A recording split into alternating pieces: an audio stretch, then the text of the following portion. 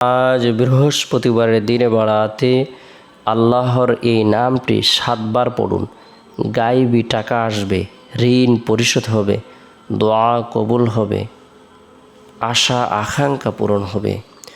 বৃহস্পতিবারের দিন অত্যন্ত বরকতপূর্ণ একটি দিন, ফজিলতপূর্ণ একটি দিন, মাহাত্ম্যপূর্ণ একটি দিন, তাৎপর্যপূর্ণ একটি দিন। এই দিনে আল্লাহ তাআলা মুমিন মুসলমানদের জন্য, ঈমানদারদের জন্য বিশেষ নিয়ামত প্রদান করে থাকেন। আল্লাহ পাক রব্বুল আলামিন আসমানের দরজাসমূহ উন্মুক্ত করে দেন। বিশেষ করে বৃহস্পতিবারের দিন শেষ হওয়ার পর যে রাত আসে, রাতটি হলো এমনই বরকতপূর্ণ একটি দিন, এমনই বরকতপূর্ণ একটি রাত, যে রাতটি হলো সাপ্তাহিক সকল রাত থেকে শ্রেষ্ঠ রাত। এ রাতে আল্লাহ তাআলা নূর প্রদান করে থাকেন, দোয়া কবুল করে থাকেন, অসংখ্য অগণিত নারী পুরুষদেরকে জাহান্নাম থেকে মুক্তি প্রদান করে থাকেন, দোয়া কবুল করে থাকেন। বরকতপূর্ণ এই দিনে আমরা এবং বরকতপূর্ণ রাতে আমাদের সময় সুযোগ অনুপাতে নফল ইবাদত বন্দেগী করার জন্য চেষ্টা করব। তাসবিহ তাহলিল দোয়া দুরুদ ওজিফা আমল করার জন্য চেষ্টা করব। বৃহস্পতিবারের দিন ফজরের নামাজ সম্পূর্ণ করার পর আমরা আয়াতুল কুরসির আমল করব। যে ব্যক্তি ফরজ নামাজ সম্পূর্ণ করার পর আয়াতুল কুরসি আমল করবে, আল্লাহ তাআলা তাকে মৃত্যুর সাথে সাথে জান্নাতে প্রবেশ করাবেন। আল্লাহ পাক রব্বুল আলামিন তাকে বিপদ আপদ থেকে, চিন্তা পেরেশানি থেকে নিরাপত্তা দান করবেন। আল্লাহ তাআলা তার কাজের মধ্যে সফলতা দান করবেন। মানুষ শয়তান, জিন শয়তান, খবিশ শয়তান, সকল ধরনের শয়তানের চক্রান্ত থেকে আল্লাহ তাআলা তাকে নিরাপত্তা দান করবেন। আমরা ফজরের নামাজ সম্পূর্ণ করার পর আয়াতুল কুরসির আমল করব। এরপরে জোহরের নামাজ সম্পূর্ণ করার পর গুনাহ মাফের উদ্দেশ্যে 7 বার ইস্তিগফারের আমল করে নেব। আস্তাগফিরুল্লাহ রাব্বি মিন কুল্লি যামবি ওয়া আতুবু ইলাইহি, আস্তাগফিরুল্লাহ রাব্বি মিন কুল্লি যামবি ওয়া আতুবু ইলাইহি। এরপরে নবী সাল্লাল্লাহু আলাইহি সাল্লামের প্রতি মোহাব্বত রেখে, ভালোবাসা রেখে, আন্তরিকতা রেখে 7 বার দুরুদের আমল করব। ছোট্ট দুরুদ হলো সাল্লাল্লাহু আলাইহি সাল্লাম, উত্তম দুরুদ হলো দুরুদ ইব্রাহিম, যে দুরুদটি আমরা নামাজের মধ্যে পড়ে থাকি, সেটি হলো উত্তম দুরুদ।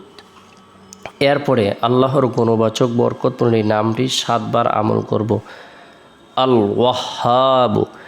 আল ওয়াহ্হাব অর্থ হলো দানকারী। কেউ যদি গুরুত্ব সহকারে এই নামটি 7 বার আমল করে প্রতিদিন, সে মুস্তাজাবাতুদ দাওয়াত হবে, অর্থাৎ আল্লাহ তাআলা তার দোয়াকে কবুল করবেন। সে আল্লাহ তাআলার কাছে যা কিছু কামনা করবে, বাসনা করবে, আল্লাহ তাআলা তাই তাকে প্রদান করবেন। আল ওয়াহ্হাব অর্থ হলো দানকারী। আল্লাহ শারীরিক সুস্থতা দান করেন, আল্লাহ রিজিক দান করেন, হায়াত দান করেন, মৃত্যু দান করেন, ইজ্জত দান করেন। আল্লাহ পাক রব্বুল আলামিন সার্বিকভাবে কল্যাণ প্রদান করে থাকেন। তাই আল ওয়াহ্হাব নামটি 7 বার আমল করে রব্বুল আলামিনের দরবারে হাজত পূরণের উদ্দেশ্যে, টাকা পয়সার প্রয়োজনের কথা মুনাজাতের মধ্যে ব্যক্ত করব। আল্লাহ তাআলা সকল ধরনের হাজত পূরণ করে দেবেন।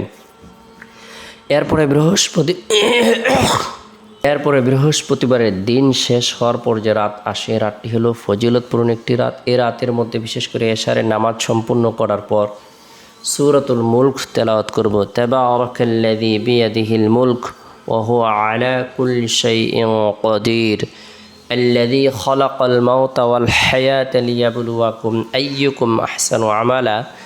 যে ব্যক্তি রাতের বেলা সূরাতুল মুলক আমল করবে, পাঠকৃত সূরা, তেলাওয়াতকৃত সূরা তেলাওয়াতকারীর জন্য সুপারিশ করবে। সুবহানাল্লাহ। আল্লাহ তাআলা তাকে কবরের ফিতনা, কবরের সওয়াল, কবরের আযাব থেকে নিরাপত্তা দান করবেন। সূরাতুল মুলক নিজেরা তেলাওয়াত করব, স্ত্রী সন্তানদেরকে তেলাওয়াত করার ব্যাপারে উৎসাহ প্রদান করব। এরপরে বৃহস্পতিবার রাতে ঘুমানোর পূর্বে তাসবিহ হাতে নিয়ে নবী সাল্লাল্লাহু আলাইহি সাল্লামের প্রতি মোহাব্বত রেখে, ভালোবাসা রেখে দুরুদের আমল করব। আল্লাহুম্মা সাল্লি আলা মুহাম্মাদিন আবদিকা ওয়া রাসূলিক ওয়া সাল্লি আলাল মুমিনিনা ওয়াল মুমিনাত ওয়াল মুসলিমিনা ওয়াল মুসলিমাত আল্লাহুম্মা বিসমিকা আমুতু ওয়া আহয়া। এই দোয়াটি পাঠ করে ঘুমিয়ে যাব। চেষ্টা করব রাতের এক তৃতীয় অংশে ঘুম থেকে জাগ্রত হয়ে তাহাজ্জুদের নামাজ পড়ার জন্য। আল্লাহ তাআলা আমাদের সকলকে গুরুত্ব সহকারে আজ বৃহস্পতিবারের দিন অথবা রাতে নফল ইবাদত বন্দেগী করার তৌফিক দান করুক।